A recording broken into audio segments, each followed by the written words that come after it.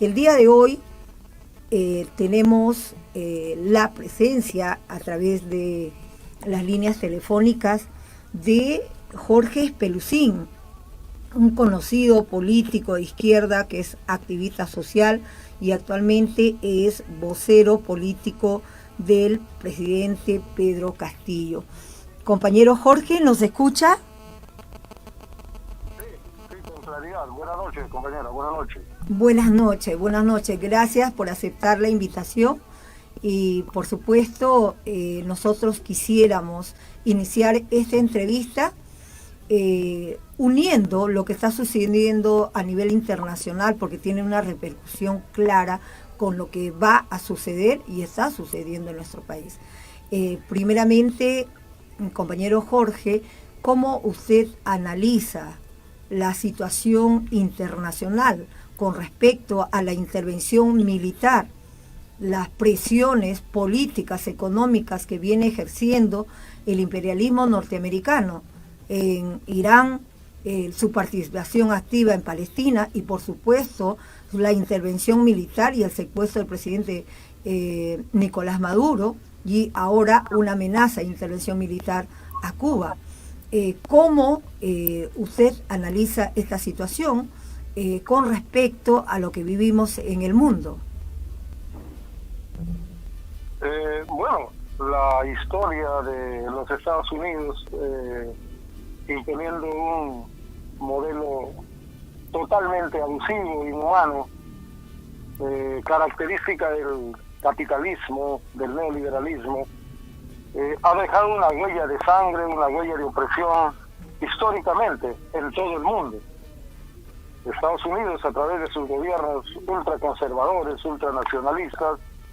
es el país que más invasiones ha generado en el mundo, más guerras ha producido, más muertes de hombres y mujeres en el mundo, y más países ha invadido para saquear sus recursos naturales, sus riquezas naturales, y para direccionar política y económicamente los gobiernos de países en todo el planeta. Lo que está pasando ahora en su incursión sanguinaria hace muy poco en la Franja de Gaza, en el hermano pueblo palestino, es una muestra del holocausto del siglo XXI que está provocando en todo el mundo un rechazo unánime contra Donald Trump, un esquizofrénico político, un desquiciado político, un avaro sin medidas por el poder y por la codicia económica de los recursos que puede proveer de muchos países del mundo. Lo que está pasando en Irán es una réplica del carácter invasionista, injerencista, militarista que ha impuesto como característica principal el imperialismo norteamericano. Para nosotros la historia es larga. La historia del injerencismo, el invasionismo norteamericano en América Latina, en Cuba, en Venezuela, que son los pueblos que han sido históricamente maltratados, obligados a resistir heroicamente con la dignidad de los pueblos de América Latina. Es una llaga abierta todavía. Latinoamérica sangra hace más de 60 años, desde la histórica revolución cubana y el subsiguiente bloqueo comercial y económico de Estados Unidos. América Latina sangra desde la incursión en Venezuela, pero también América Latina y el mundo ha empezado a juntarse política, económicamente, socialmente, para resistir y responder al imperialismo norteamericano. Correcto, compañero. Hay una situación crítica que nosotros consideramos que muchas veces en el análisis nacional que se hace no se considera, y es el aspecto de que, por ejemplo, la ex jefa del Comando Sur, Laura Richardson, en su paso por algunos países de América Latina, dijo claramente que el interés nacional de los Estados Unidos son los recursos estratégicos que tenemos en nuestros países. No solamente lo ha dicho la es jefa del Comando Sur, sino también aquí se ha escuchado directamente en las declaraciones de Donald Trump, que habla, ¿no?, del interés geoestratégico y de los recursos naturales que tienen en América Latina, considerándolo como parte del interés nacional. Frente a esto, por ejemplo, en una etapa de declive imperial que viene sufriendo el imperio norteamericano en el aspecto económico y de recursos naturales y de mercado, se nota claramente que el deseo de expansión en el aspecto geoestratégico de los Estados Unidos en Perú es claro. Ha habido presión de parte del embajador norteamericano con respecto, por ejemplo, a las inversiones chinas en Chancay. Y ahora último, una injerencia grosera de parte no solamente del embajador norteamericano, sino de los ayayeros del imperio norteamericano que han presionado al mismo presidente de la República del Perú para la compra de estos aviones duramente cuestionados y que el presidente Petro no compró por diferentes razones. Claro, por supuesto vamos a hablar de eso. Pero ¿cómo considera usted, compañero, por ejemplo, el deseo o las pretensiones que tiene el imperio de considerar al Perú como parte de su interés nacional? Y ya sabemos que eso significa. Bueno, sería solamente la corroboración de lo que siempre hemos sido como país. El Perú gobernado por la derecha, por la ultraderecha, por el conservadurismo y por el fujimorismo de los últimos 35 años, lo único que ha hecho es ratificar ese marco vergonzoso de haber convertido al país en el patio trasero de Estados Unidos. El Perú, teniendo la dignidad que tiene, teniendo la potencialidad que tiene, en manos de estas mafias político-empresariales de derecha y el fujimorismo, lo que han hecho es eso, convertir al Perú no solamente en el patio trasero, sino convertir en un botín donde nuestras riquezas naturales, a través de los contratos ley, a través de los procesos de privatización, han terminado siempre en manos del imperio norteamericano, pero también el endeudamiento externo, que suma miles y miles de millones de dólares, es producto de las políticas de sumisión vergonzosamente aplicadas desde gobiernos peruanos en función y en favor de los intereses de Estados Unidos. Eso es un tema que lo conocemos históricamente. Ahora, la perspectiva es, en este siglo XXI, luego de haber el 2021 derrotado a la derecha y al fujimorismo,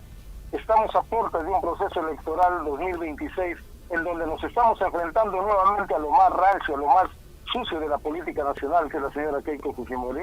¿Cuál será nuestra respuesta frente a esto, sabiendo que un posible triunfo vía electoral o vía fraude de la derecha, de la ultraderecha y el fujimorismo, seguirán corroborando la sumisión frente a los intereses económicos, políticos, geopolíticos de Estados Unidos sobre el país? La confrontación de Estados Unidos con China es una confrontación económica geopolítica sobre territorios estratégicos en América Latina. Nosotros somos el blanco de Norteamérica en la medida que la competencia geopolítica que tiene con China lo va a llevar no solamente a ingerir, a influir o a direccionar las políticas en el Perú para salirse con las suyas, como siempre lo ha hecho. Miren lo que ha pasado en estos últimos días. En el caso de los aviones F-16, en realidad, según las características difundidas, son aviones chatarra, igual que los trenes chatarra que obligaron a comprar a la Municipalidad de Lima a través del esquizofrénico López Aliaga. Se repite la historia. ¿Acaso estamos en guerra? ¿Acaso 16 aviones o 15 aviones o 3.500 millones de dólares para comprar aviones son más importantes que 3.500 millones de dólares para satisfacer la pobreza, la necesidad, el hambre, el abandono de nuestros pueblos del Perú profundo? No, ninguna lógica política, ninguna lógica económica, ninguna lógica administrativa daría el veredicto para que se compraran estos aviones antes que invertir en la solución de los problemas del Perú. pero el neoliberalismo, los operadores del Perú, los operadores neoliberales en el Perú, Keiko Fujimori, López Aliaga y toda la ultraderecha, han aplaudido que se haya violentado incluso la autoridad presidencial para terminar concretando un negocio redondo a favor del gobierno norteamericano, y para nosotros definitivamente adornos aeronáuticos que se irán a los hangares de la Fuerza Aérea del Perú, quizá para nunca ser utilizados. Es decir, esa es una muestra de cómo Estados Unidos, el gendarme universal, el terrorista universal, impone condiciones en países como los nuestros, cuando tiene gobiernos débiles, una clase política arrodillada a los intereses del imperialismo, y tiene históricamente una cultura de subordinación desde la derecha, desde la ultraderecha, y por eso somos lo que somos. Somos un país subdesarrollado que envía materia prima a los países potencias, y que estos a cambio terminan interviniendo de manera determinante en las decisiones políticas de nuestro país. Claro, por supuesto. Y acá también se ha demostrado y se ha evidenciado quién gobierna en nuestro país. Y acá vemos que la instauración del autoritarismo parlamentario se da, y la señora Keiko Fujimori es la que está gobernando, y lo ha demostrado con la participación y la aseveración directa de Rospigliosi, diciendo que sí se va a pagar estos aviones F-16, por supuesto. Bueno, ella es la que ha ordenado la compra en realidad. De manera fáctica y de manera concreta, ella es la que da la orden, de la que concreción del contrato con Estados Unidos para la compra de estos aviones. No solamente el gusano Rospigliosi, vocero del fujimorismo en el Congreso, ha determinado que así sea, sino todos los voceros del fujimorismo y la ultraderecha, en una campaña de satanización primero contra el gobierno por la negación de firmar este contrato, y luego una campaña de una corriente de opinión a favor de esta compra, desplegada por todos los medios de comunicación del pacto mafioso, los medios de comunicación concentrados, que sin lugar a dudas son los y más presión grandes militar, presión militar. Correcto. Todo el aparato involucrado. Ya sabemos que el pacto mafioso opera desde diferentes tentáculos: el tentáculo político, legal, policial, militar, el tentáculo internacional, sus tentáculos de los medios de comunicación, es decir, toda una vorágine de opiniones, de aceleraciones, de presiones, de chantaje, de extorsión política, para terminar regalándole a Estados Unidos 3.500 millones de dólares, que bien hubiera servido para resolver los problemas del país. Pero bueno, el Perú está viendo. Ese es el gobierno de Keiko Fujimori, el gobierno de Dina Boluarte, Keiko Fujimori, el gobierno de Eri, Keiko Fujimori. Ese gobierno desde el Parlamento de Keiko Fujimori, ya sabemos cómo podría ser un gobierno de Keiko Fujimori en la persona de ella, porque lo que hemos visto en los últimos 3 años refleja directamente el carácter autoritario, el carácter genocida, fascista de lo que fue el gobierno de los 90, con el señor Alberto Fujimori, padre, mentor, y es el formador político de la señora Keiko Fujimori. Si los peruanos estamos decididos a repetir la historia nefasta, oscura, sanguinaria y corrupta de los años 90, pues pensemos que Keiko Fujimori puede ser presidente. Pero si los peruanos en mayoría hacemos lo que hemos hecho el 2026, en el 12 de abril, donde hemos puesto una propuesta del pueblo, una propuesta vinculada al sector popular, al movimiento social y a la izquierda, como alternativa para competir por el gobierno central, debemos reflexionar muy bien, porque de nosotros depende o seguir siendo una colonia, el patio trasero de Estados Unidos, o cambiar la historia para bien de la población que bien lo necesita, desde los sectores más marginados y desposeídos que tenemos en nuestro país. Hay un aspecto que nos gustaría comentarlo con usted, compañero, y es en el sentido, por ejemplo, que sabíamos y sabemos que desde el Congreso de la República se adecuaron las leyes para prácticamente que en estas elecciones se miniatice de tal modo a los partidos que participaban, de tal modo que estos grupos de ultraderecha, que ya tienen sus partidos políticos, por supuesto, pasen la valla. Porque si no hubiera sido así, no hubieran podido pasar la valla. En ese sentido, dada que en el sector popular no existe un frente que aglutine a todos los sectores del pueblo,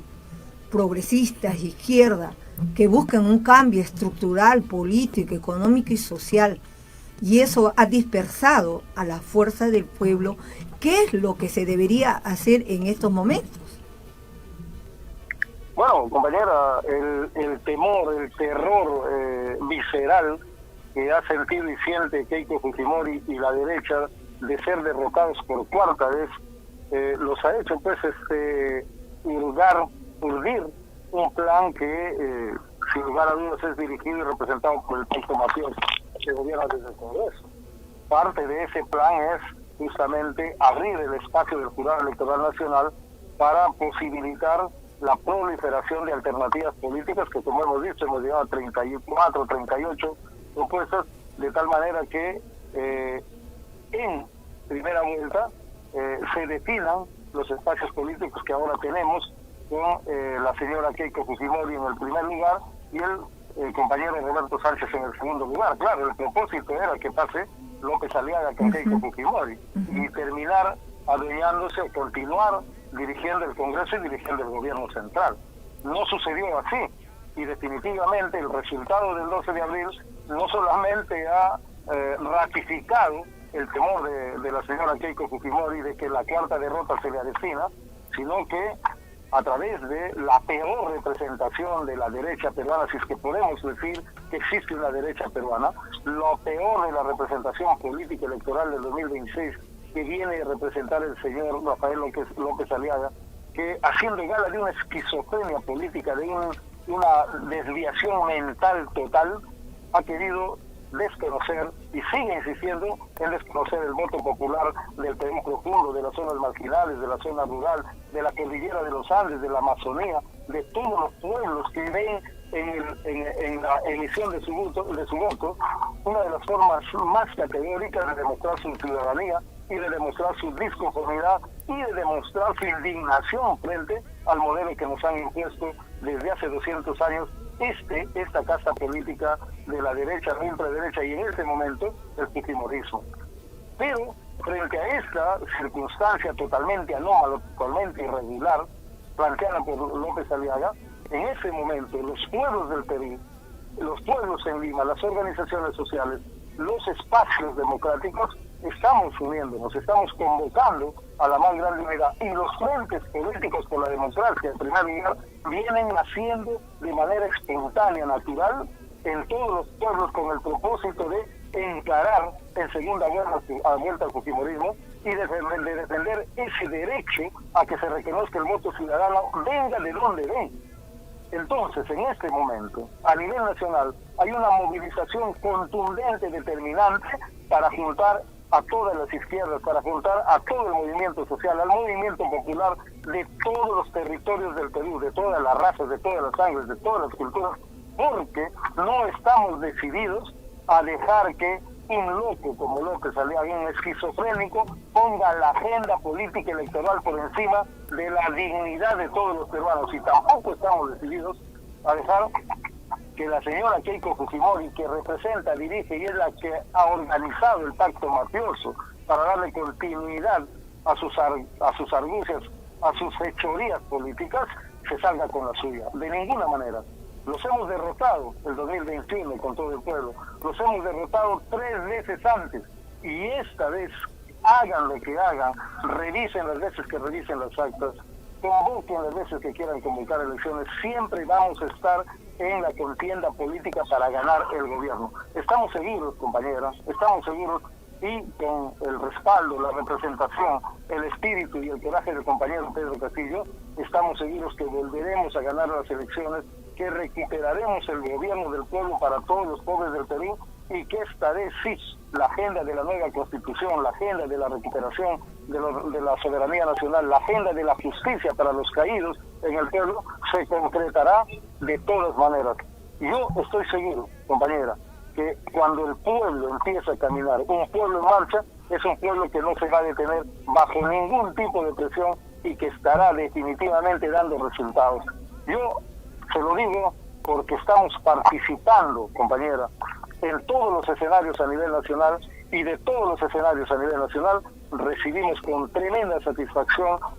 el informe de la conformación de este frente político para fortalecer la alianza política Juntos por el Perú, junto con el pueblo que tiene al compañero Roberto Sánchez Palomino en segunda vuelta electoral, y que tiene al compañero presidente Pedro Castillo como el máximo referente de esta gesta histórica, recibiendo el respaldo y el cariño de millones de peruanos del Perú profundo. Compañero,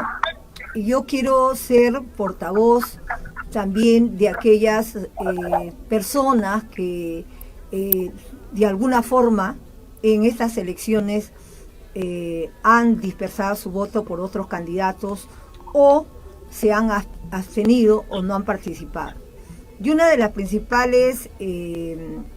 puntos de cuestionamiento es el siguiente, de que Roberto Sánchez se abstuvo en la vacancia, no fue como otros compañeros, por ejemplo Jaime Quito, que con su papel en mano estaba en contra directa, y otra es que él condenó a través de señal abierta el supuesto golpe de Estado del compañero Pedro Castillo. Y las preguntas justamente de este sector de la población es ¿por qué confiar en Roberto Sánchez?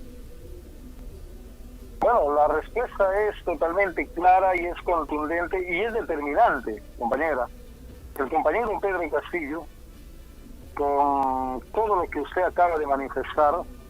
que en cualquier otro escenario hubiera generado un espacio de duda, ha terminado dándole el respaldo total al compañero Roberto Sánchez. Y es que las letras pequeñas, el entremés de todo ese escenario del voto en abstención o de cualquier comunicado a través de la página de Twitter del compañero Roberto, él mismo lo ha explicado públicamente y eso está ceñido a la verdad. Y eso es un tema que se ha dicho públicamente respecto a que en ese momento el compañero Roberto Sánchez estaba más preocupado por cautelar la seguridad de la familia del compañero presidente, que también esta casta política, esta mafia querían detener e impedir la salida de la compañera Lila y sus hijos a la Embajada de México. Es que en ese momento se da este escenario. Y no ha sido un voto en abstención en contra del presidente Pedro Castillo, ha sido más bien un voto en abstención por desconocer en ese mismo momento el escenario que se estaba desarrollando en el Congreso de la República. Eso lo ha explicado el compañero Roberto Sánchez públicamente, eso lo conoce el presidente, y por eso es que nosotros nos quedamos con el respaldo que el compañero presidente ha depositado en la figura del compañero Roberto Sánchez. También recordemos que Roberto Sánchez ha sido uno de los pocos, si no el único, ministro del gobierno del compañero Pedro Castillo que inició y terminó junto con él la gestión. También recordemos que el compañero Roberto Sánchez ha mantenido un trato directo muy cercano con el compañero presidente, siendo uno de los más cercanos coordinadores del gobierno del compañero Pedro Castillo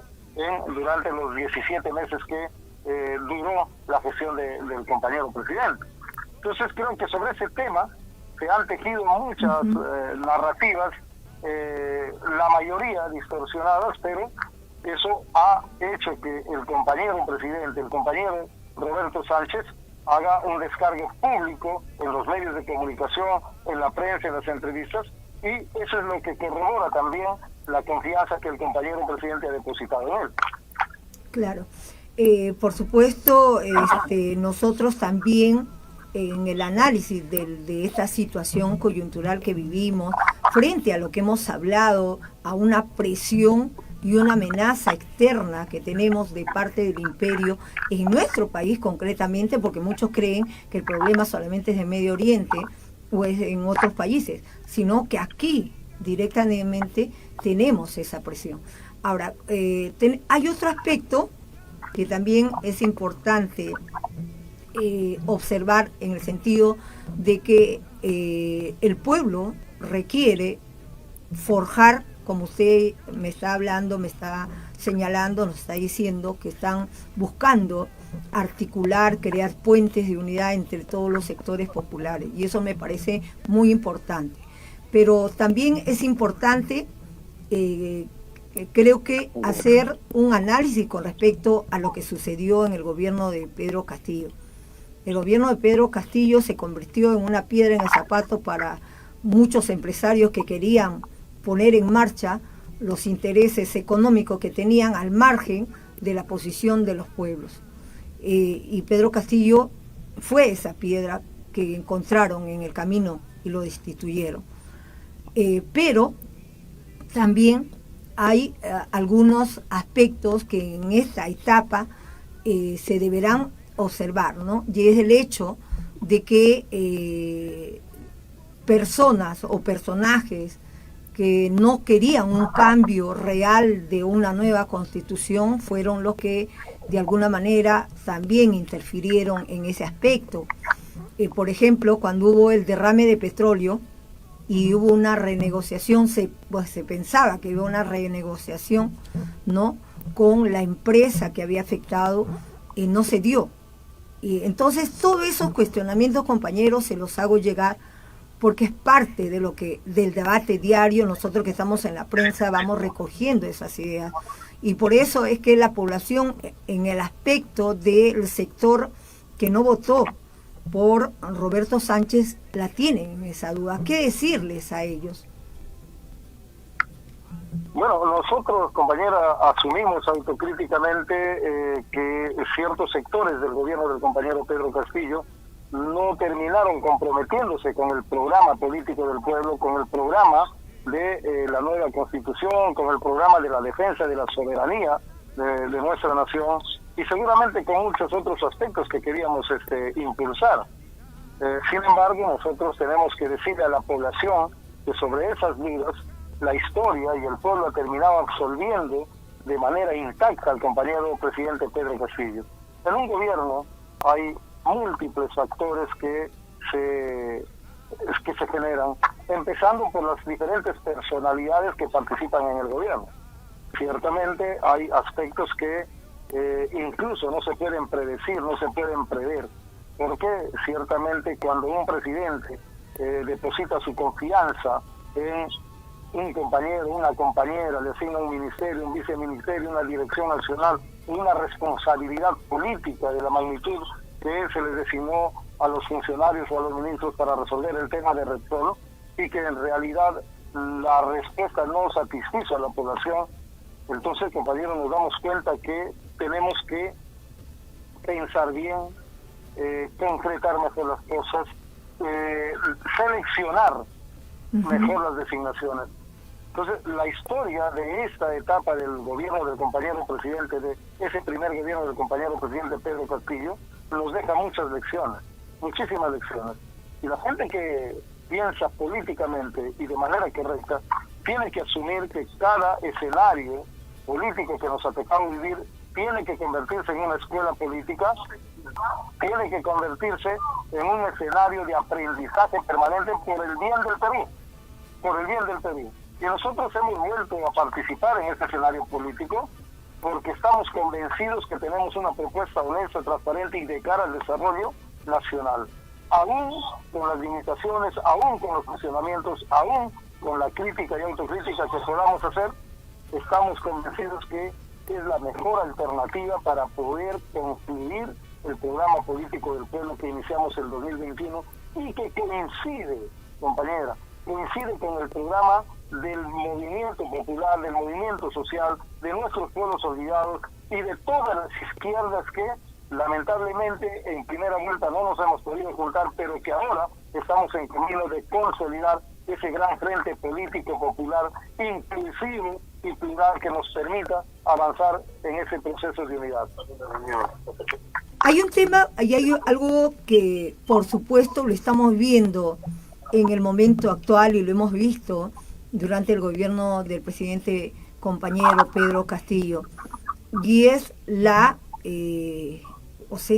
que el Congreso de la República tiene la potestad a tal grado de destituir presidentes como si fuera desechable, ¿no? Y el Senado, justamente, el Senado es el órgano instituido para ello, prácticamente en la próxima gestión. No hay el equilibrio de poderes. Frente a ello, ¿qué propone el partido?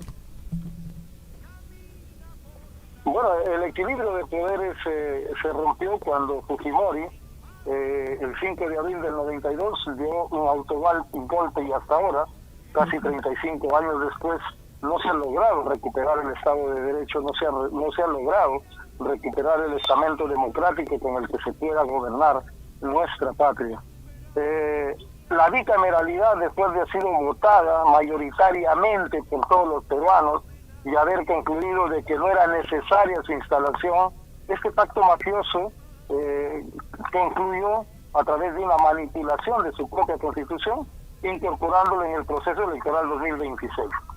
Para nosotros, el tema de la bicameralidad es un tema que lo vamos a tratar de manera específica en el ejercicio de la función dentro de la cual nuestros senadores y nuestros diputados en el Parlamento tendrán que llevar una propuesta más apropiada respecto a su vigencia o a su nulidad. Pero nosotros hemos manifestado abiertamente de que estamos en contra de la bicameralidad, y eso lo hemos dicho antes, durante y ahora, que incluso tenemos representantes en el Senado de la República.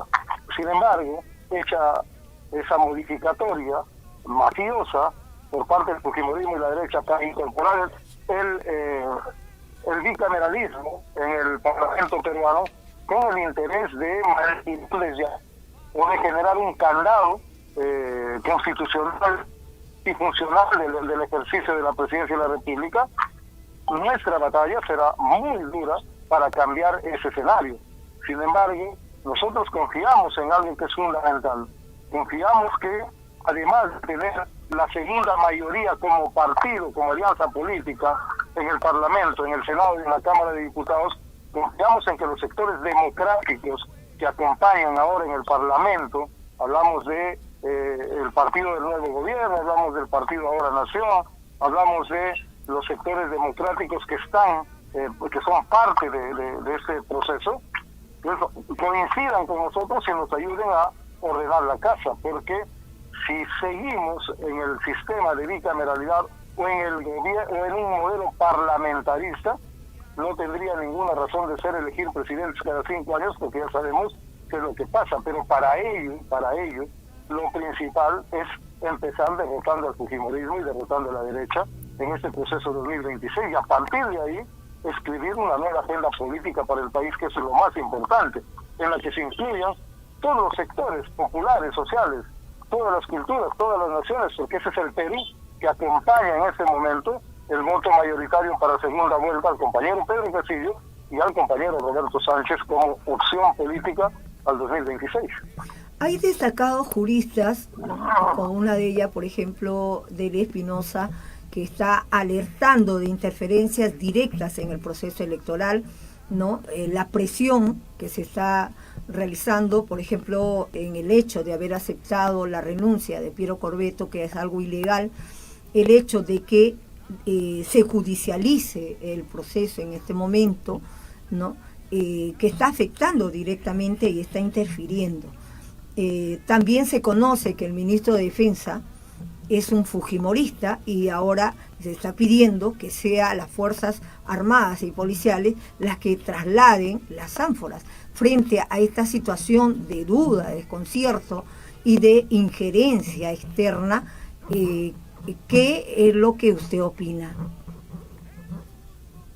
No, el plan del fujimorismo, el plan de la derecha, el plan del pacto mafioso, como decía hace rato, es hacer que Keiko Fujimori sea la presidenta a como dé lugar, por la vía democrática, por la vía electoral, por la vía del fraude, por la vía del injerencismo, por la vía del golpe de Estado, por cualquier lugar. Pero como contrapartida, también nosotros tenemos a un pueblo que se viene organizando de manera sistemática, indignada y de manera contundente y espontánea.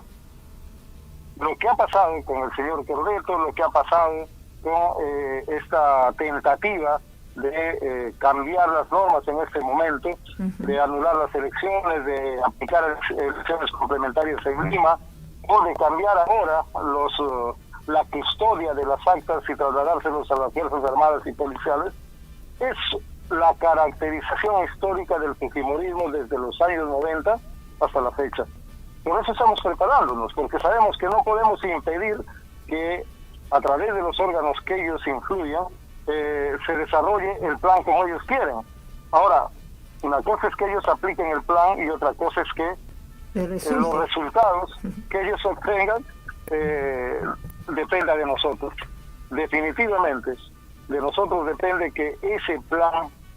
macabro y mafioso del fujimorismo y la derecha no se concrete. Y para ello estamos preparándonos. Estamos preparados y seguimos preparándonos en el escenario de impedir de cualquier manera que las mafias concreten los planes que tienen en contra de los intereses del pueblo.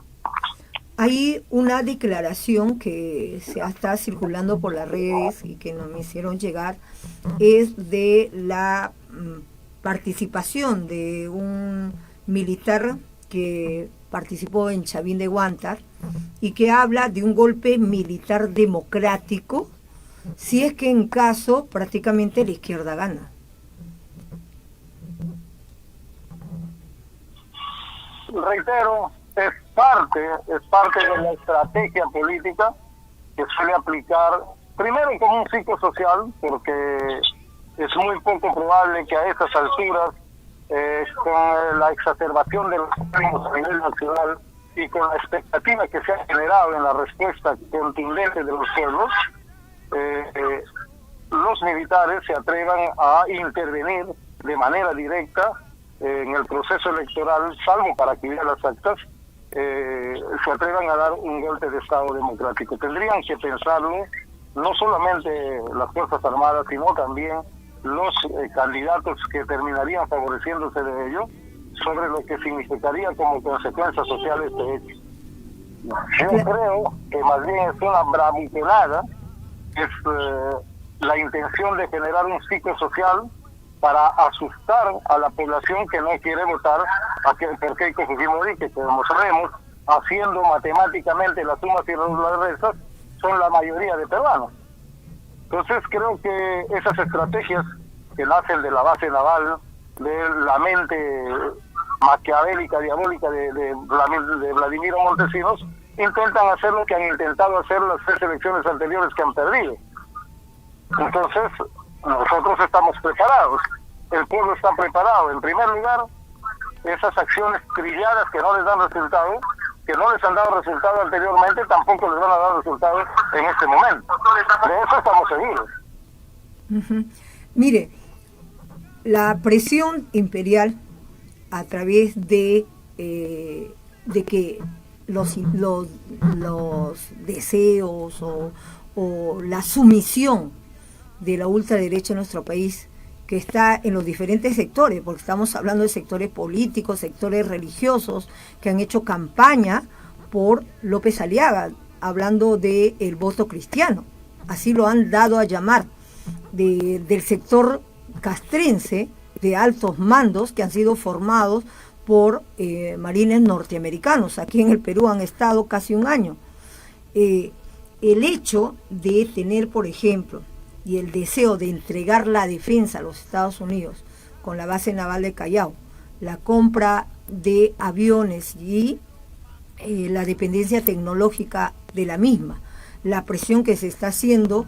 para poder controlar Chancay, todo ello nos hace ver de que el gobierno de Donald Trump pretende también interferir en estas elecciones en la segunda vuelta. Lo hizo en Argentina, financiando justamente la cantidad, ¿no?, de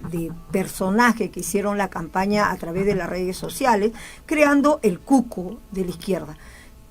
Frente a lo que se viene, porque avisoramos que se va a venir una campaña de satanización contra la izquierda, ya que Keiko Fujimori ha dicho que el enemigo del Perú es la izquierda, ¿no? Entonces, frente a ello, ¿qué es lo que se está preveyendo?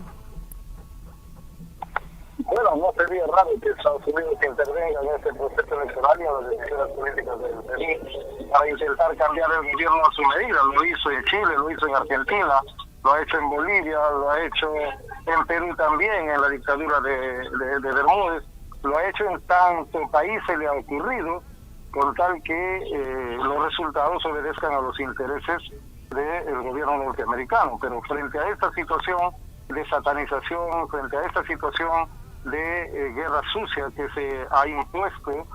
como patrón de parte de la derecha y el fujimorismo, bueno, nosotros decimos dos cosas, ¿no?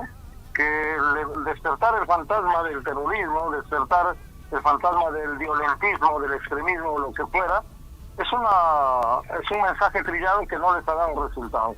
Y en segundo lugar, nosotros no necesitamos hacer ninguna guerra sucia contra la derecha del fujimorismo. Basta con activar la memoria histórica y colectiva de lo que han significado 200 años de vida republicana en manos de la derecha y 35 años los últimos, 35 años de corrupción, de latrocinio, de genocidio, de política característica del fujimorismo. Creo que con eso nosotros garantizaremos una respuesta política positiva a favor de el gobierno del pueblo que queremos instaurar. Entonces es sencillo acudir a la historia de los últimos 35 años para recordar quién fue Fujimori, quién fue Keiko, qué hizo, qué pasó en su gobierno y quiénes salieron perjudicados y quiénes salieron beneficiados de ello. El resultado está ahora a la vista. El país que tenemos en crisis política, social y moral, producto de la injerencia fujimorista de los últimos 35 años. Entonces, la estrategia de la satanización que ellos intentan aplicar nuevamente, estamos seguros que no les va a dar resultados. Sin embargo, nuestra estrategia de despertar y recuperar la memoria colectiva histórica sobre lo que ha sido el Perú de los últimos 35 años, sí,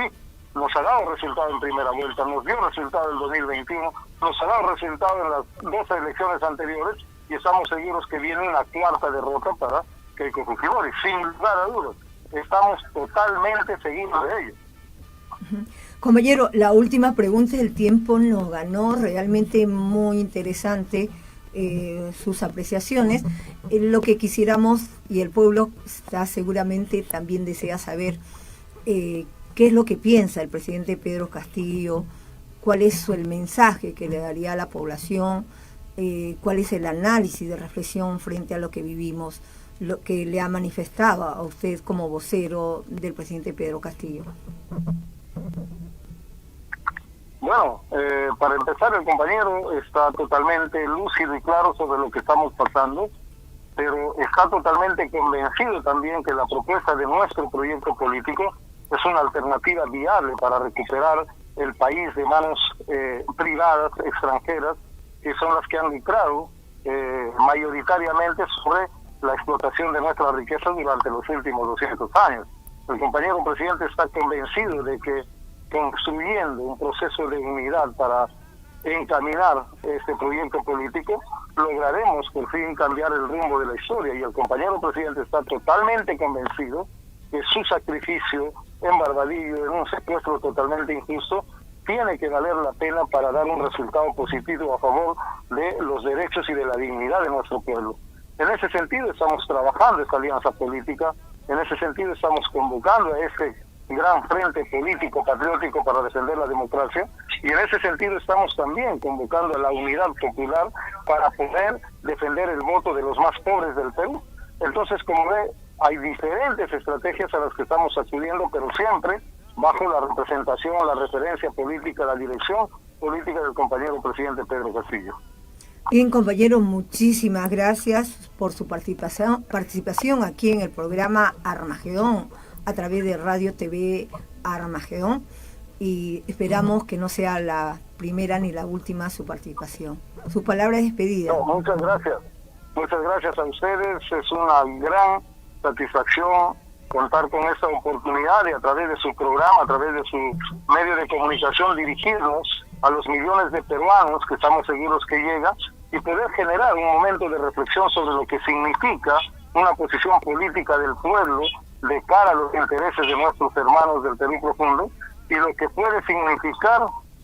una propuesta política plagada de corrupción, plagada de irregularidades, de personajes que están vinculados con las comisiones de delitos desde la A hasta la Z, y que nos permita también a través de este medio de comunicación refrescar la memoria de los peruanos de los 90 para no volver a repetir la historia nefasta de la dictadura de Fujimori, ahora en su versión 2.0 con la hija que tiene el mismo perfil político, el mismo perfil delictivo y el mismo perfil de inhumanidad frente a lo que significa el desarrollo de nuestro país. Muchísimas gracias por esta oportunidad y en cualquier momento y con todo gusto estaremos nuevamente con usted, compañera.